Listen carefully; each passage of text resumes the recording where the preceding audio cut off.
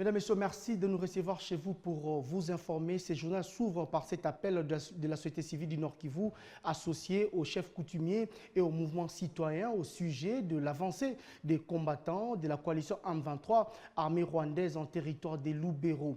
Ces notabilités locales du Nord Kivu invitent le chef de l'État, Félix Tshisekedi, et les autorités militaires compétentes à remplacer les officiers ayant échoué sur différentes lignes de front.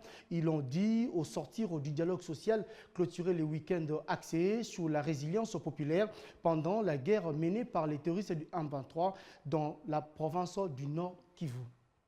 Après 2 jours du dialogue social sur la résilience populaire, les acteurs de la société civile, les chefs coutumiers, les acteurs de mouvements citoyens, tous appellent au relèvement de tous les officiers ayant défailli face à la progression des combattants de la coalition M23 armée rwandaise sur le terrain. Lancer les offensives militaires et ne pas laisser à l'ennemi le temps de se réorganiser.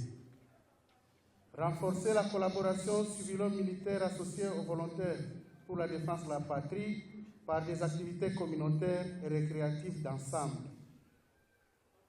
Mettre de l'ordre dans le commandement des opérations militaires en remplaçant tous les commandants existants du fait des échecs constatés sur le terrain. Doter une logistique adéquate et adaptée à la nuisance de l'ennemi aux volontaires pour la défense de la patrie. Ouvrir une ligne budgétaire locale pour la motivation des volontaires pour la défense de la patrie.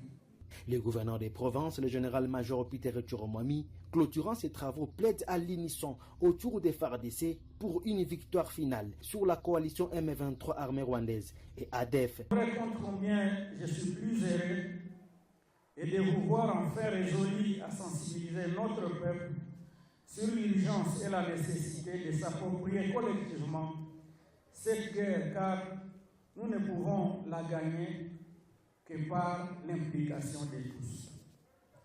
Il est important à ce stade de rappeler que dans toute quête de libération, nous devons toujours garder l'esprit que cette guerre est nôtre, pas celle de nos enfants qui méritent d'hériter d'un Congo entier et en paix. Il est donc de notre devoir de maintenir, allumé avec honneur, les flambeaux de la résistance tout azimut que nous passerons avec fierté à notre progéniture. Soulignons que ce dialogue social a été organisé par la société civile avec l'appui du gouvernement provincial du Nord Kivu.